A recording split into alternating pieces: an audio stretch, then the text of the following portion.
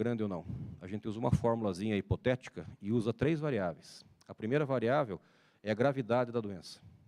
Por exemplo, leucemia mieloide aguda, diagnosticada agora numa criança de 9 anos de idade. Isso é uma doença grave? Sim. Pode matar essa criança? Com facilidade? É muito fácil as crianças morrerem com leucemia mieloide aguda. Então, é uma doença muito grave. Muito bom. Mas outro fator é o recurso, né? Se eu tenho uma doença grave, ela precisa de muito recurso para tratar? Quanto recurso precisa para tratar uma leucemia mieloide aguda? Precisa de bastante recurso. Tem que ter um hematologista, você tem que ter drogas, você tem que ter quimioterapia, transplante de medula, você tem que ter N situações de assistência de alta complexidade, altíssimo custo. Então, quimioterapia. Então, para isso, você teria o quê? Então, uma leucemia mieloide aguda é uma grande urgência, porque é grave e precisa de muito recurso. Em tese, sim. Mas o fator mais importante para a definição da urgência é esse aqui, ó, é o tempo. Quanto tempo eu posso deixar passar para começar o tratamento dessa criança? Eu tenho que tratar essa criança em 1 hora? 1 dia? 7 dias? 15 dias? Bom, isso não vai trazer grande diferença no resultado terapêutico para essa doença. Mas vamos pegar outra urgência aqui. Tiro no fígado. Muito bom. Pá! Tá? O fígado está rompido com ferimento de arma de fogo. É grave isso aqui? Pode matar o indivíduo? Pode. Quanto recurso precisa para tratar esse indivíduo? Médio. Centro cirúrgico, cirurgião, anestesia, fio de sutura, um antibiótico. Tem mais desse tipo de recurso ou tem mais o recurso para tratar a leucemia na nossa rede? Claro que tem mais do recurso da cirurgia. Então, não é. Assim, gravidade é grande, recurso é médio, mas quanto tempo eu posso deixar passar para tratar isso aqui?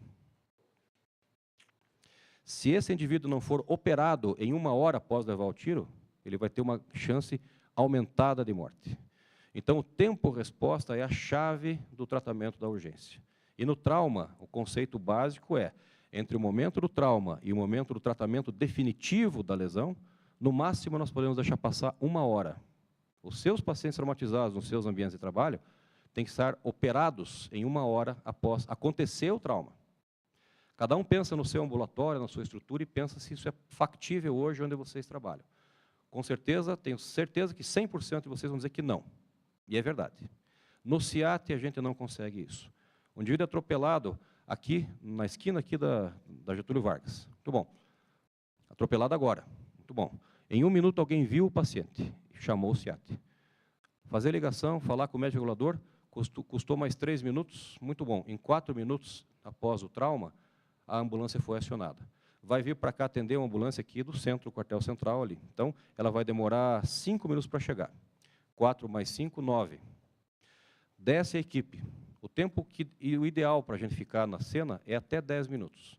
Mas as equipes costumam demorar 15. Então, 9 mais 15, 24.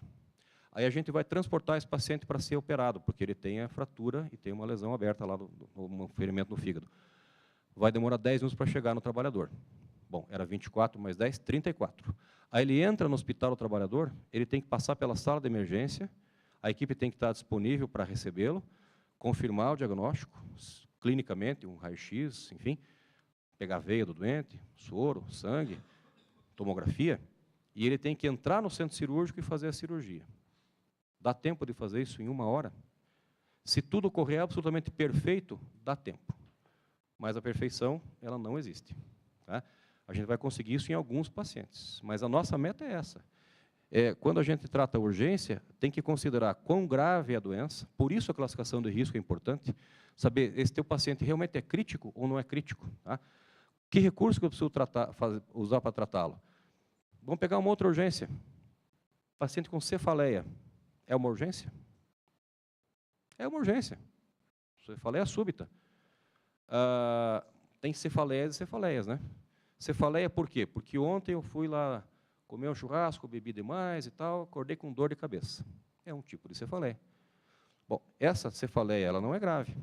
Se eu não fizer nenhum tratamento, depois da manhã eu estou bom. Mas que recurso eu preciso para tratar essa cefaleia, que é por abuso de álcool? Preciso de um médico, um termômetro, um estetoscópio, um estigmanômetro, uma caneta e um receituário. É um recurso pequeno, nada complexo. Portanto, para essa urgência, recurso pequeno. Agora, e se essa cefaleia for um AVC? Pumba, cefaleia. Qual o tamanho da dor? Como é que eu separo uma cefaleia da outra? Então, o sistema de saúde, o serviço tem que estar integrados para quando for um risco de ser a cefaleia do AVC, eu, em 4 horas e meia, aplicar o trombolítico para ele. Portanto, esse é o conceito do tratamento da urgência. Para a doença cardiovascular, admitindo, por exemplo, a maior urgência, uma fibrilação ventricular, uma parada cardíaca. Se esse paciente não receber no local onde faz o atendimento inicial dele, uma massagem cardíaca, uma ventilação artificial, esse doente está morto em 10 minutos. Vocês sabem disso. Tá? Mas eu tenho até 1 hora e meia para levar esse paciente infartado, infarto agudo do miocárdio, para fazer a sua angioplastia. Então, todos os infartados do estado do Paraná, eu gostaria que um dia, todos eles, em até 1 hora e meia, fizessem a angioplastia, quando isso for disponível para ele. Muito bom. Nem todos vai dar tempo, mas aí tem outras alternativas terapêuticas. Aí você faz a trombolítica, você faz, ou faz a angioplastia de resgate, ou faz cirurgia eletiva depois de uma ponta de safena, já que você não conseguiu tratar o evento agudo. Bem, você trata, quando a gente não tratou esse doente nesse momento adequado, o que acontece com esse paciente? Tratamento no tempo adequado, angioplastia, 4 dias de internação, vai para casa e amanhã está trabalhando. Não tratado em tempo hábil, necrose do miocárdio. Pequena, média, grande, insuficiência cardíaca. Capacidade laborativa diminuída. Qualidade de vida péssima. Insuficiência cardíaca, insuficiência respiratória, insuficiência cardíaca congestiva, insuficiência respiratória. Quantas vezes esse paciente vai buscar serviço de urgência, então, de novo? Só porque a gente foi incompetente de tratar na hora certa?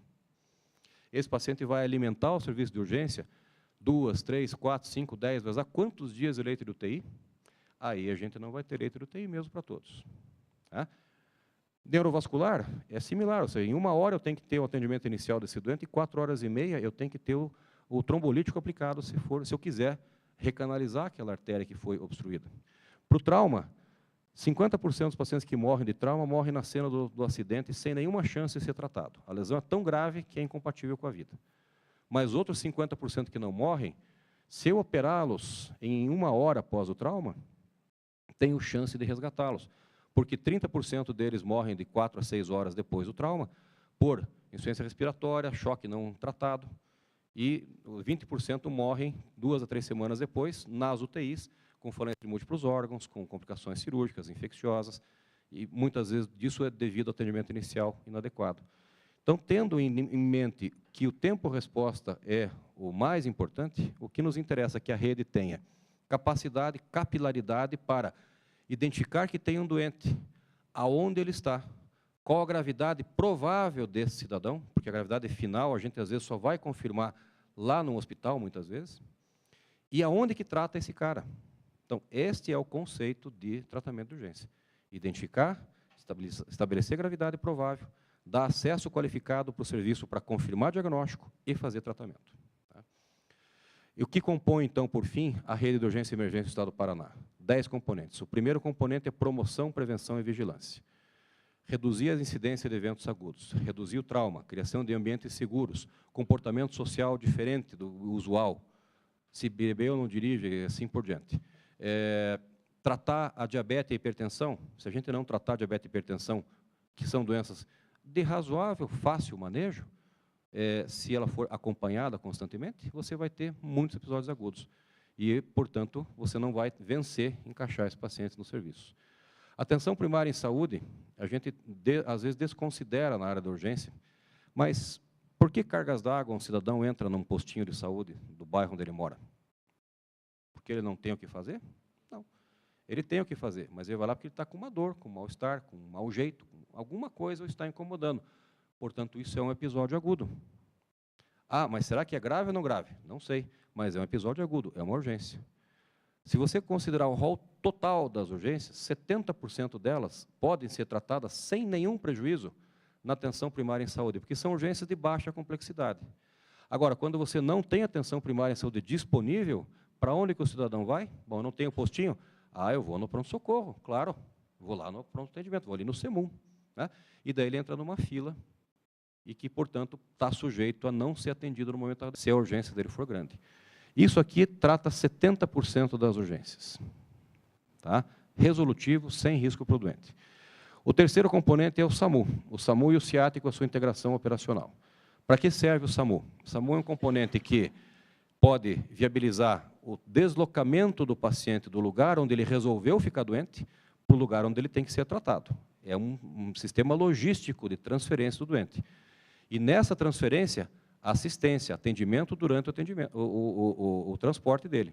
Atendimento no local, atendimento durante a ambulância, mas fundamentalmente para os doentes mais graves, levar rapidamente para o serviço resolutivo para ele. O quarto componente que nós no Estado trabalhamos em separado, atendimento aeromédico, pela complexidade, custo e peculiaridade técnica de funcionamento dele. Mas precisa haver atendimento aeromédico disponível, senão os infartados lá de São João do Caiuá, por exemplo, fica lá na divisa com São Paulo e Mato Grosso, quando será que eles vão receber o tratamento em 1h30, se não tiver a condição de trazê-los via aérea, porque é mais rápido? Jamais vão ter. Né? Um paciente politraumatizado grave na Bahia de Guaratuba, que horas que ele vai ser operado aqui em Curitiba? Ah, mas é só 100 quilômetros. Só 100 quilômetros, vírgula. Dentro da Bahia, trazer até a estrada, vir com a ambulância, então o helicóptero pode fazer isso mais rapidamente. Por isso é um componente especial. Sala de estabilização é um componente que o Ministério da Saúde formatou, que vocês talvez conheçam ou não, mas as salas de emergência dispostas às unidades de saúde. Isso é pouco resolutivo, apesar de ser importante e ser viável, porque é uma sala de manutenção de vida do doente até que ele consiga ser retirado de lá pelo SAMU. Tá? As UPAs, unidades de pronto atendimento, unidades 24 horas, aqui em Curitiba, os SEMUNs, né? São unidades onde você vai... Se aqui a gente tratava 70% da urgência, aqui trata 25% dela. Tá? 25% da urgência você pode tratar nesse local. E o que ele tem de diferente em relação à atenção primária? Aqui eu tenho médico, consultório. Não tenho exame de pronta interpretação. Mas aqui eu tenho eletro, tenho raio-x e tenho laboratório, que em 1 hora te dá o resultado laboratorial. Bom, com esse arsenal terapêutico, que nem é tão complexo, né? Eletrocardiograma, laboratório, raio-x, trata-se 70% das urgências. DPLC descompensado, uma crise de asma, uma crise de cólica nefrética. Você pode perfeitamente manter esse doente aqui. Dá para fazer sutura de partes moles, das zonas de partes moles aqui nessa unidade? Claro que dá, não tem problema nenhum. Você tem um profissional, o material de sutura é simples.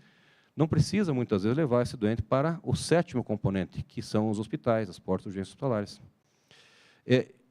O nosso modelo de saúde no Brasil sempre foi hospitalocêntrico, desde sempre, desde quando começou o Brasil a ser mais ou menos um país, que é no século XIX para frente. Tá? Porque o conceito da medicina naquela época era esse, tudo se resolvia no hospital, não tinha nada desses componentes aqui. E aí a gente constrói um hospital, ele enche, constrói 2, ele enche, constrói 3, ele enche também. Não há como construir hospital a cada ano para atender as pessoas só nos eventos agudos. O que a gente quer de um hospital? O hospital é um adensado tecnológico e de recursos humanos, uma concentração de recursos que está estruturada para fazer fácil o tratamento dos doentes que só podem ser tratados ali, onde eu tenho que ter a tomografia, o centro cirúrgico, a UTI. Portanto, o hospital é lugar de doente que precisa de UTI e de operação. Tratamento clínico não precisa ser feito em hospital. Uma parcela significativa do tratamento clínico, pneumonia, por que o doente fica ocupando um leito hospitalar, tomando uma dose de penicilina, né, no músculo ou na veia, por dia? Comendo, bebendo, indo no banheiro, recebendo visita dentro do hospital, ocupando o leito. Não dá para fazer isso na casa dele? Claro que dá. O custo do antibiótico é o mesmo, você tem uma logística para manter esse paciente fora do hospital, e lá na casa dele não vai ter infecção hospitalar, e vai liberar o leito para internar o doente que precisa. Quando o hospital é organizado para receber os doentes que, de fato, só podem ir para lá, talvez a gente tenha a chance de ter menos superlotação. E isso tem íntima relação com a atenção domiciliar. A atenção domiciliar, então, é aquele serviço organizado para quando o doente sai do hospital, ou sai da UPA, ou sai da atenção primária, e receber o tratamento, o acompanhamento na sua casa, com equipes que o visitam, e levam o seu antibiótico diário, fazem o curativo do pé diabético para ele lá na casa dele. Ele não precisa ir até a unidade ou ficar internado para debridar aquele pé diabético. Ou seja, você consegue evitar a superlotação dos outros locais quando você organiza isso num conceito de rede. Telemedicina é o elemento talvez mais novo no Brasil todo, e já tenho muitas experiências bem concretas sobre isso. O que é telemedicina? Usar a tecnologia de informação para que você coloque em contato um médico generalista ou com pouca experiência clínica naquele tipo de manejo de doente com um especialista, e que eles possam conversar por um sistema informatizado, por telefone, que ele possa fazer um eletrocardiograma na unidade básica de saúde e possa perguntar para o especialista que aquele hipertenso lá, que ele não consegue manejar com os medicamentos que ele está utilizando, e a pressão dele não baixa, não baixa, não baixa, que alternativas que ele tem. Quando eu consigo fazer isso com telemedicina, eu evito que eu tenha que pôr esse doente num ônibus, marcar uma consulta no cardiologista, na cidade que fica a 80 quilômetros, para ir no cardiologista, ele pede o exame, ele volta para sua casa, faz o exame, daí ele pega outro ônibus para ir de novo consultar, o cardiologista, está tudo bem agora, é só tomar esse remédio. Ora, a tecnologia existe para isso, para que a gente dê acesso rápido para a decisão médica. Tá? E na urgência ele tem um papel muito importante. A confirmação de um infarto agudo do miocárdio, um eletro com supradesnível ST, com um quadro clínico compatível, avaliado por um generalista, pode ter dificuldade de interpretação e de confiabilidade, mas por um especialista não. Então você pode fazer o eletro na atenção primária, transmitir esse eletro via sistema para uma central, o especialista, realmente, infarto agudo do miocárdio. Onde é que você está? Eu estou lá em São João do Caiuá. Não vai dar tempo de fazer angioplastia. Que horas começou o evento? Começou 2 horas atrás. Já não dá mais para fazer angioplastia. Então, você vai fazer o trombolítico para esse doente. E você trata o doente sem ter que transportar ele para um hospital para ele receber esse mesmo tipo de assistência. Então, você pode potencializar muito a resposta para as pessoas quando você tem a interface, a inter-relação, como eu falei, a interdependência e complementariedade dessas ações. Tá? E o complexo regulador é aquele elemento que é responsável por ordenar todo esse processo. Né? O doente não sabe aonde ele tem que ir. Ele vai na porta do sistema de saúde que ele acha que está certo. Ele escolheu a unidade básica, o hospital. O complexo regulador tem que corrigir o acesso errado do doente. Se ele entrou no nível errado da assistência, ele tem que puxar ele para o nível certo. Se ele entrou no nível super elevado e não precisava, tem que mandar ele para o mais simples. Não há problema nenhum, não há risco para o doente disso. Se a gente fizer esse processo de regulação, corrigindo o acesso e dando acesso qualificado, a gente tem alguma chance de que essa interface aqui seja efetiva. Tá? Eu quero só mostrar para vocês aqui, em relação ao SAMU, por exemplo, esse é o mapa do estado do Paraná, e aqui estão situados os municípios onde a gente tem a sede de central de regulação do SAMU, e algumas delas estão funcionando já. O Paraná tem 22 regionais de saúde, né? Nós estamos aqui na metropolitana, cuja sede é Curitiba. Então, a gente tem um SAMU em Paranaguá, um em Curitiba, que atende Curitiba e Nova Vitória, um em Ponta Grossa, que atenderá Telêmaco, Borba e Irati, um em Guarapuava, um em Pato Branco, que atenderá Pato Branco e Beltrão, um em Cascavel, atendendo Cascavel e Toledo, um em Foz do Iguaçu, um em Umuarama, atendendo Paranavaí, Cianorte e Campo Mourão, um em Maringá, um em Apucarana, atendendo Ivaiporã, um em Londrina, um em Cornélia, atendendo Jacarezinho. Hoje, no estado do Paraná, já tem 7 SAMUs desses que já são chamados regionais. O que é regional? Toda esta região já está integrada, ou seja, quando você telefona para o 192 no município aqui de Realeza, que fica nessa regional de saúde aqui, o telefone 92 toca nesta central aqui. E aí você faz a regulação da urgência, encaminha a ambulância de Francisco Beltrão para atendimento. Ou seja, existem 7 SAMUs regionais. Sudoeste, que é Pato Branco, Foz do Iguaçu, Apucarana, Londrina, Cornélia Procópio com Jacarezinho, Litoral, e parte da região metropolitana, parte sul, já está implantada como regional. Tá? E existem SAMUs ainda municipais, que são só nos municípios sede, que ainda serão expandidos. Ponta Grossa, Guarapuava, Cascavel e Maringá. Esses 4, eles só atendem um município. Então, essa expansão é uma pactuação dos municípios para cofinanciamento. Existem ambulâncias do SEAT aqui nas principais cidades do estado. O SEAT tem hoje mais ou menos 75 ambulâncias em funcionamento no Corpo de Bombeiros, no estado todo. Tá? E são 75 ambulâncias, e são quantos municípios mesmo? 399, né? Claro que não tem ambulância em cada município, e jamais vai ter. Se a gente não entender que é necessário regionalizar essa assistência, é impossível você ter todos os recursos, do 1º ao 10º, em cada um dos municípios. Não vai ter. Nós temos que organizar essas redes para que a gente consiga, por exemplo, nessa região de cinza aqui, é o que a gente chama de macro-região leste, cuja sede é Curitiba. Esta macro-região, toda e qualquer urgência de paciente nessa região tem que ser resolvida nesta região. Não pode ter que ficar levando o doente de um lugar para o outro. Tá? E, para isso, entra em ação um helicóptero. O helicóptero baseado em Curitiba, ele tem essa autonomia aqui, né? Esse círculo vermelho aqui significa a área de atuação possível do helicóptero de Curitiba. Esse círculo aqui é do helicóptero de Londrina. Esse aqui é do helicóptero de Cascavel. Ou seja, com 3 helicópteros é possível cobrir todo o território do estado do Paraná. Mas nessas macro-regiões, o paciente que fica doente aqui em Jacarezinho tem que ser resolvido nessa parte azul do mapa.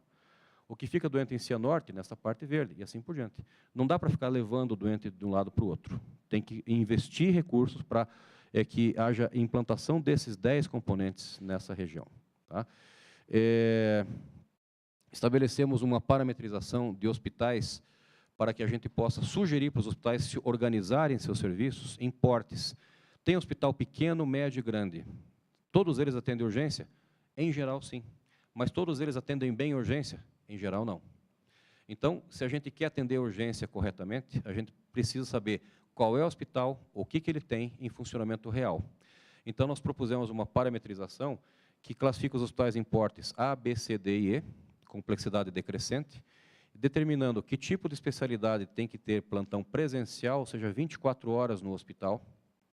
O profissional médico, ele está de plantão, fica no hospital permanentemente. A hora que chega o doente, ele já está lá. Isso é uma eficiência excelente. Estabelecemos que plantões, que especialidades têm plantão à distância e que hospitais, que especialistas que é possível ter no hospital, no corpo clínico, mas que amanhã ele vem visitar o doente, que ele não vai nunca atender na urgência esse doente. Então, essa parametrização, a gente tem que entender que a gente não vai ter hospitais tipo A, que é o melhor hospital possível, em todos os municípios do estado. Talvez a gente tenha no estado do Paraná, daqui a algum tempo, 15 hospitais desse porte A, no máximo, e não vai ser mais do que isso. Mas, então, eu vou ter 30 hospitais porte B, o estado do Paraná tem 454 hospitais que atendem SUS. Tá? Então, não é possível dar sustentabilidade e eficiência para toda essa gama de hospitais, se você não disser que tipo de hospital é o seu e qual é o seu financiamento e o que você tem que fazer. Então, isso é uma parametrização que a gente estabelece que o hospital A é o mais complexo, o hospital B é um pouco menos complexo. A diferença desses dois, basicamente, é o neurocirurgião, que tem que estar presencial no A e pode ser à distância no B. Né? O porte C, o porte D e o porte E, que é o hospital mais simples. Tá? Se vocês perguntarem, mas aí, Vinícius, e dos 454 hospitais, qual é o jeitão deles aqui dentro dessa parametrização? Onde é que eles se encaixam? A imensa maioria está aqui entre o C e o D. Tá? Mais ou menos metade deles é E. Tá? Ou seja, nós temos muito poucos hospitais A e B hoje funcionando. E para que serve isso daqui? É teórico, mas quando o hospital vai se organizar, ele deve escolher um nicho de atuação. A gente, quando tem uma empresa, você tem que escolher o que você vai fazer. O que você vai fazer, então? Meu hospital vai ser desse porte? O Marcelino Champagnat escolheu que nicho de atuação? O nicho que ele escolheu. Né?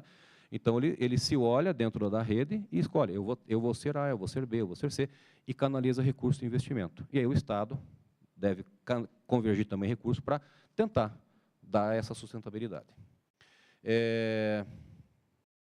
Existe a proposição de pontos de acesso para pacientes do infarto agudo do miocárdio, em que a gente possa ter o que a gente chama de IAM tipo 1, que basicamente é uma UPA, um pronto atendimento, ou uma ambulância avançada do SAMU. Nesses dois lugares, se você tiver eletro com capacidade de telemedicina e trombolítico nessa unidade, você pode tratar o paciente infartado lá. Tá? O IAM tipo 2 é um hospital de pronto-socorro que tem a UTI e que, portanto, pode tratar pacientes, mesmo que ele não possa fazer angioplastia, ele vai receber pacientes e tratar também com o trombolítico desses pacientes. E o EM tipo 3 são as unidades especializadas de angioplastia. E se a gente for pensar, puxa, como é que a gente está tratando os infartados aqui no Paraná? Olha, tem 5 serviços aqui em Curitiba, 2 na região metropolitana, 2 em Ponta Grossa, 1 em Guarapuava, 1 em Pato Branco, 1 em Foz do Iguaçu, 1 em Cascavel, 1 em Marama, 1 em Maringá, 1 em Apucarana, 3 em Londrina. Puxa, tem um monte de serviço de hemodinâmica no Paraná. Realmente, não falta oferta. O que falta é fazer o paciente chegar neste bendito tempo de 1h30. Se a gente não tiver o conceito de rede, o infartado aqui de São João do Caiuá, que fica aqui em Paranavaí, não vai chegar em Maringá. O infartado daqui de Guaratuba não vai chegar em Curitiba. Da mesma forma, a linha de cuidado do acidente vascular cerebral é onde a gente poderia qualificar serviços, também com uma disposição no território, que pudessem ser o ponto de entrada dos doentes de AVC, para que pudesse ter chance de receber o trombolítico. Isso é um desenho, por exemplo, de rede. Tá? E o complexo regulador, por fim, é a entidade responsável por ter centrais de leitos macro-regionais, tá? Para que você possa gerenciar uma demanda que, às vezes, sempre é maior do que a oferta, e tentar compatibilizar essa oferta, mas com um viés de tempo-resposta. Tá? Se vocês provavelmente conhecem, ouviram falar, ou se não conhecem, eu vou contar. Centrais de leitos são ineficientes. Claro que são. Porque nós não temos ainda interposto nessa central de leitos o critério de tempo-resposta. Nós temos uma central de emergência do SAMU, que só gerencia o acesso do paciente para o pronto-socorro, mas não o leito, e uma central de leitos que desconsidera o atendimento do SAMU. O negócio, então, é juntar essas duas estruturas, tirar a parede entre elas duas, interfacear as duas, de modo que a gente tenha um sistema de regulação. Não de emergência nem de leito, regulação. Médico analisando que existe um doente, aonde ele está, qual o risco provável dele, o que ele precisa de tratamento e aonde que tem. Este é o processo de regulação.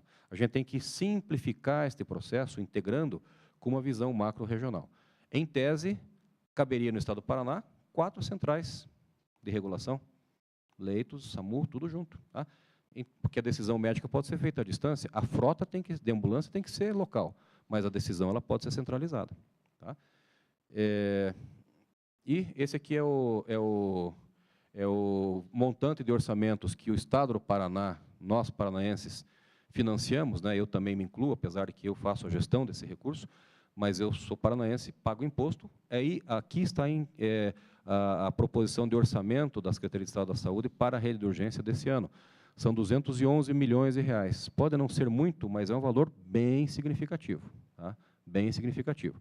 Aonde que vai se colocar isso daqui?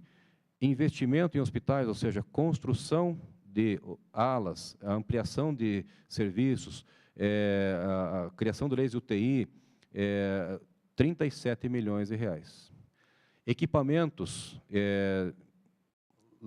para habilitar uma UTI, comprar desfibrilador, comprar tomógrafo, comprar veículos para que a gente possa utilizar ambulâncias para transportar, 30 milhões, né? Ou seja, 67 milhões de investimento. E custeio, né? Porque construir é muito fácil. Arrumar 10 milhões para construir um hospital é muito fácil. Isso não é dinheiro para serviço público. 10 milhões é nada. Agora, se vocês não sabem, ou quem é dono do hospital ou pretende ser, aquilo que você gastar para construir o seu hospital, você vai gastar em 1 ano para manter ele funcionando. Se ele custou 30 milhões, ele custa 30 milhões por ano. Se ele custou 40, ele vai custar 40 milhões por ano. 2 anos, 80, 3 anos, 240 e assim por diante. Tá? Então, o custeio para esses hospitais, que são hospitais polo da rede, hospitais de referência, 67 milhões de reais anuais, para que os hospitais tenham capacidade de gerenciar os seus custos de melhor maneira. Para o SAMU, 32 milhões de reais, para que a gente possa manter sistemas de ambulância funcionando. A Operação Verão, 2 milhões, capacitação 1 milhão e 800, e o CIAT, 40 milhões, que é destinado ao pessoal do Corpo de Bombeiros, que é socorrista, ele está no orçamento da Secretaria de Saúde. Isso dá um total de 143 milhões, 211. Isso aqui é só recurso do Estado. Tem recurso do federal e tem recurso dos municípios. Né? Então, mas é para dar uma ideia para vocês de como que se gerencia isso. O conceito básico é que uma rede é aquele conjunto de ações e serviços que pode potencializar, assim, 1 mais 1 é mais do que 2. Né? Então, a gente precisa entender que não adianta você tratar só o episódio da urgência. Ou você trata ele do início ao final, ou então você investe, enxuga gelo e não consegue chegar em lugar nenhum. Obrigado pela atenção, é isso que eu precisava passar para vocês, e estou à disposição para quaisquer perguntas aí.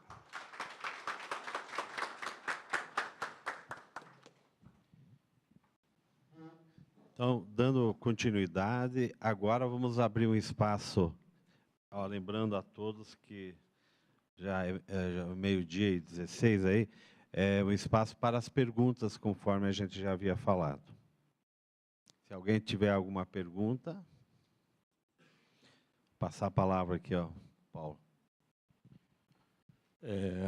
Muito interessante, parabéns. Nessa semana a gente teve na empresa onde eu trabalho, a semana interna de prevenção de acidentes. E por coincidência, ontem nós fechamos a semana com um simulado de emergência.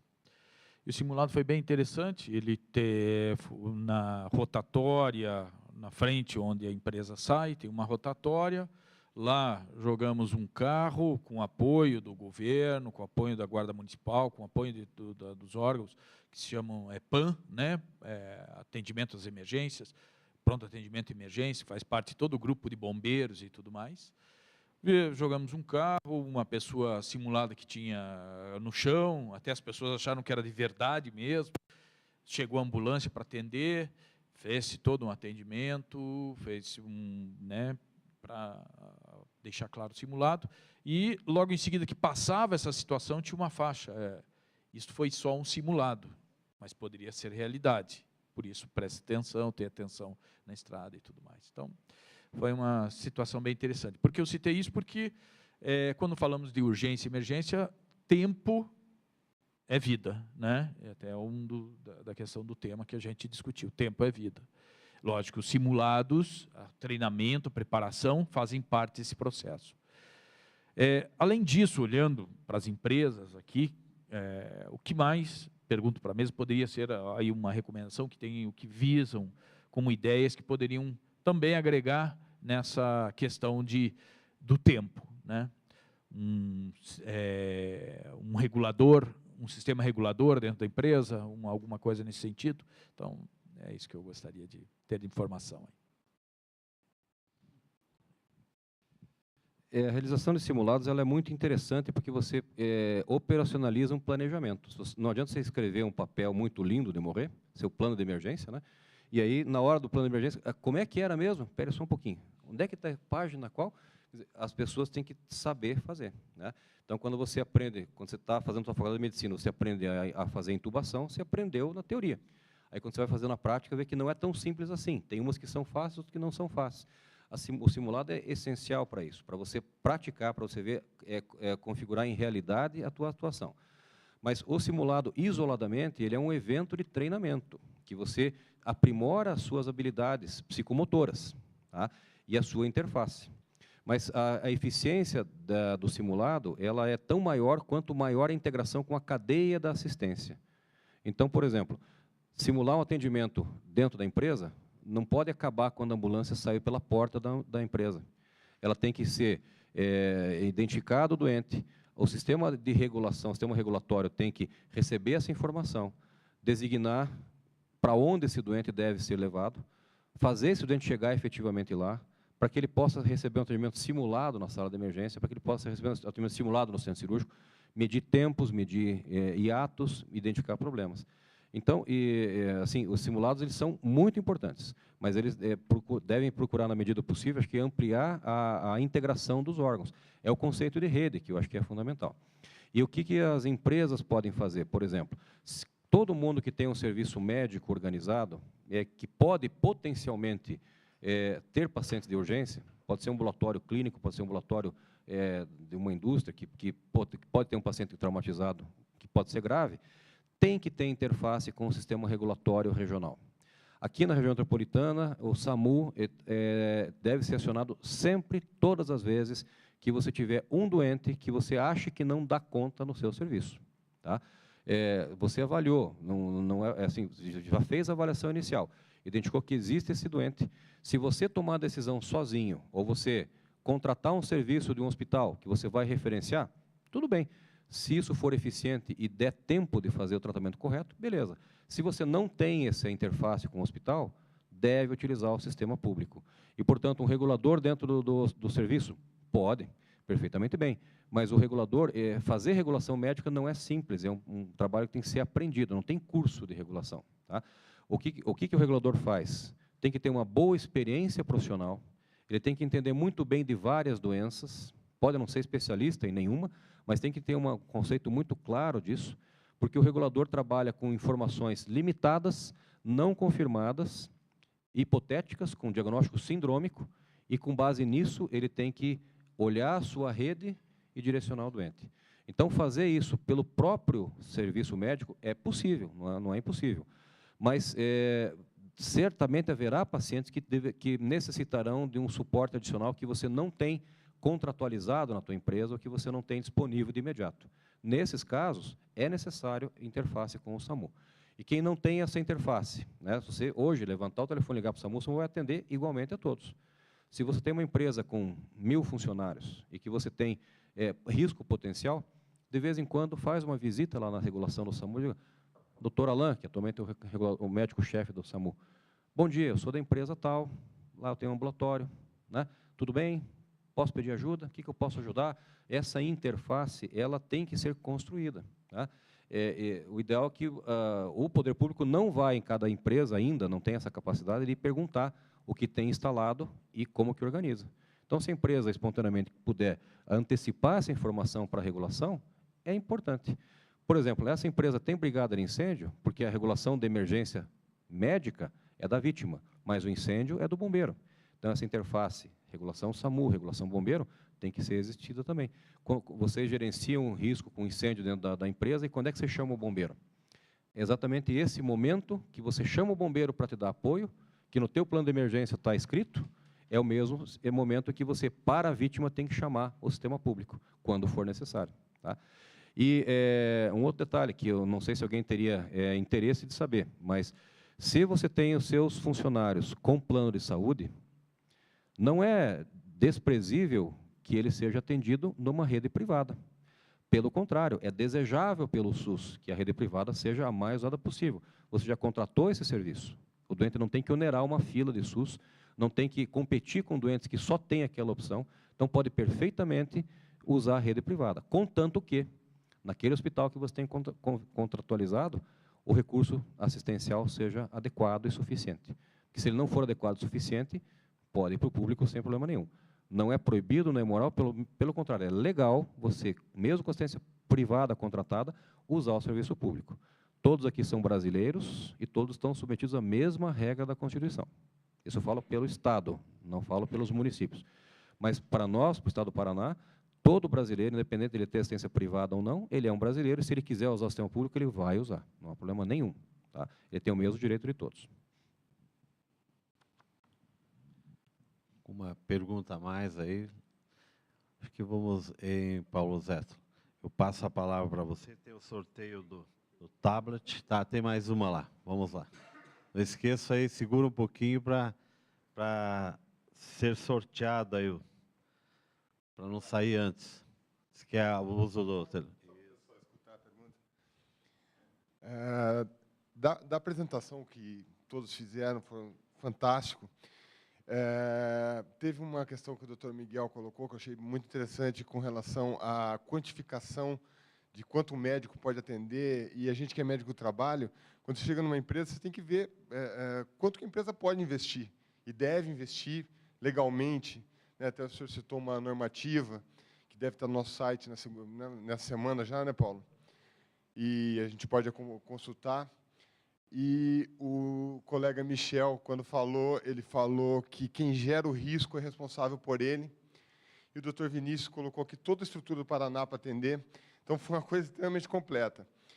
E uma coisa que sempre preocupa dentro da empresa, e preocupa, eu tenho certeza, os colegas que trabalham dentro da empresa, é a questão de responsabilidade civil do médico. Então, a empresa está gerando um risco. O médico, vão passando os anos e você começa a enxergar tudo que tem dentro da empresa. É diferente, às vezes, de uma produção. às vezes, o interesse da medicina dentro da empresa é diferente do interesse da produção.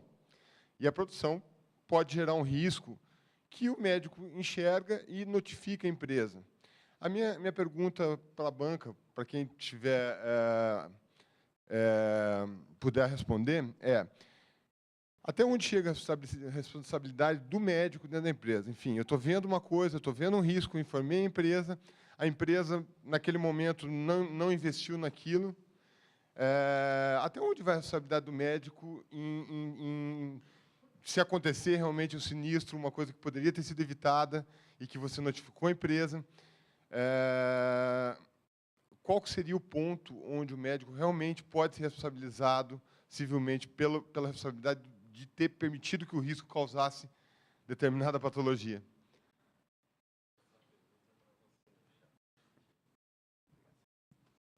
Muito boa pergunta. Eu acredito que, se a gente seguir o organograma que nós colocamos na apresentação, fica fácil demonstrar até onde vai a responsabilidade do médico, né?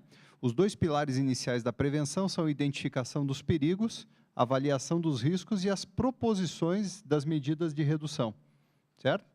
A implementação das medidas de redução cabem ao administrador do complexo. Ao técnico, cabe a avaliação técnica do perigo, da energia a que o trabalhador vai estar exposto, né? Isso compartilhando numa rede de SESMIT, que envolve o engenheiro de segurança, que envolve o técnico de segurança, o enfermeiro, que vai envolver os órgãos de análise química ambiental, a exposição aos riscos, o programa de prevenção de riscos ambientais e tudo mais. Se vocês notarem, tem uma coisa interessante na legislação: o PPRA ele leva um número maior que o PCMSO, porque a interpretação, quando se analisa historicamente a legislação, era de que não, se o médico fizer o exame e acompanhar, resolve o problema. E pouco tempo depois, notou-se que não, isso não é suficiente, né? Só fazer o exame de acompanhamento não é suficiente, precisa de um programa de prevenção de riscos ambientais. Então, a consolidação de um programa é o que, no meu entendimento, vai garantir a segurança do médico nessa ação. A não omissão, no caso, né? Ele apresentou o problema, o administrador é que responde pela implantação ou não. Não sei se os colegas querem implementar. Eu queria fazer uma complementação em relação a isso, que é evidente que concordo com o posicionamento do Michel. A tua obrigação é identificar e informar, tá? Se não depende de você a canetada final da liberação do recurso, você pode informar todos os dias, se for necessário. E não é porque a empresa é privada que ela está isenta de cumprir a legislação de saúde do trabalhador. Existe vigilância de saúde do trabalhador, existe vigilância epidemiológica, sanitária, e aquilo que a gente identifica que é um risco, ainda não é um crime ambiental, um crime